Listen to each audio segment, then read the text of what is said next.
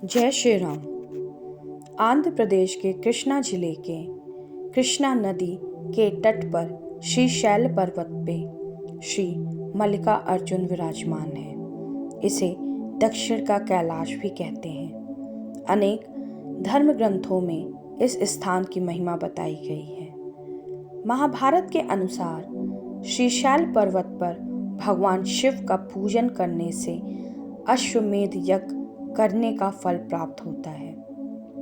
कुछ ग्रंथों में तो यहाँ तक लिखा है कि श्रीशैल के शिखर के दर्शन मात्र से दर्शकों को सभी प्रकार के कष्टों से मुक्ति मिल जाती है और उन्हें इस जीवन मरण के चक्र से भी मुक्ति प्राप्त होती है। पौराणिक कथाओं के अनुसार शिव पार्वती के पुत्र स्वामी कार्तिकेय और गणेश दोनों भाई विवाह के लिए आपस में कलह करने लगे। कार्तिकेय का कहना था कि वो बड़े हैं, इसलिए उनका विवाह पहले होना चाहिए, किंतु श्री गणेश अपना विवाह पहले करना चाहते थे। इस झगड़े पर फैसला करने के लिए दोनों अपने माता पिता भवानी और शंकर के पास पहुंचे। उनके माता पिता ने कहा कि तुम दोनों में से जो कोई इस पृथ्वी की परिक्रमा करके पहले यहाँ आ जाएगा उसी का विवाह पहले होगा। शर्त सुनते ही कार्तिकेय जी पृथ्वी की परिक्रमा करने के लिए दौड़ पड़े। इधर स्थूलकाय श्री गणेश जी और उनका वाहन भी चूहा। भला इतनी शीघ्रता से वो परिक्रमा कैसे कर सकते थे? श्री गणेश जी के सामने भारी समस्या उपस्थित थी। श्री गणेश जी शरीर से स्थूल जरूर थे, परंतु वो बुद्धि के सागर हैं। उन्होंने कुछ सोच विचार किया और अपनी माता पार्वती तथा पिता देवाधिदेव महादेव से एक आसन पर बैठने का आग्रह किया।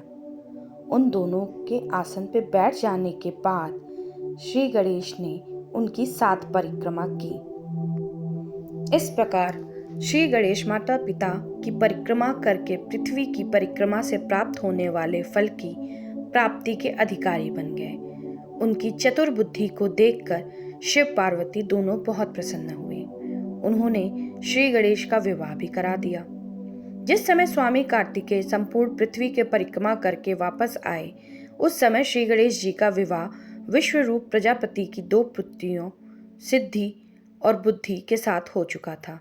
इतना ही नहीं, श्री गणेश को उनकी सिद्धि नामक पत्नी से क्षेम तथा बुद्धि नामक पत्नी से लाभ यानी 2 पुत्र रत्न भी मिल गए थे। भ्रमणशील और जगत के कल्याण करने वाले देवर्षि नारद ने स्वामी कार्तिकेय से यह सारा वृत्तांत कह सुनाया। श्री गणेश का विवाह और उन्हें पुत्र लाभ का समाचार सुन के स्वामी कार्तिकेय अत्यंत क्रोधित हो गए। इस प्रकरण से नाराज कार्तिकेय ने शिष्टाचार का पालन करते हुए अपने माता पिता के चरण छुए और वो वहां से चले दिए। माता पिता से अलग होके स्वामी कार्तिकेय कौंच पर्वत पर रहने लगे।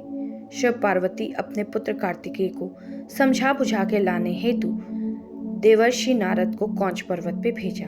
देवर्षि नारद ने बहुत प्रकार से स्वामी को मनाने का प्रयास किया, किंतु वो वापस नहीं आए। उसके बाद कोमल हृदय माँ पार्वती पुत्र से व्याकुल हो चुकी थी।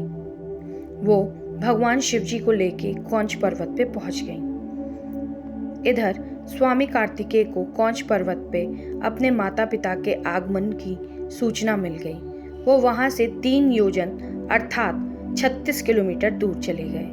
कार्तिकेय के चले जाने पे भगवान शिव उस कौंच पर्वत पे ज्योतिर्लिंग के रूप में प्रकट हो गए। तभी से वे मल्लिका अर्जुन ज्योतिर्लिंग के नाम से प्रसिद्ध हुए। मल्लिका माता पार्वती का नाम है, जबकि अर्जुन भगवान शंकर को कहा जाता है। इस प्रकार सम्मिलित रूप से मल्लिका अर्जुन नाम के ज्योतिर्लिंग प्रसिद्ध हुआ। इस लिंग की खासियत ये है कि ये 12 ज्योतिर्लिंग में से सिर्फ एक ज्योतिर्लिंग है जिसमें माँ पार्वती और शिव शंकर दोनों की ही ज्योति शिवलिंग में उपस्थित है।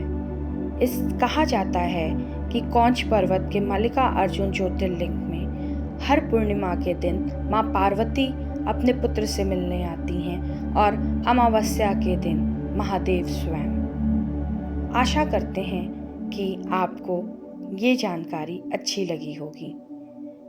मैं महादेव से प्रार्थना करती हूँ कि हम सभी पे अपनी कृपा दृष्टि बनाए रखें। जय महाकाल, जय माँ काली।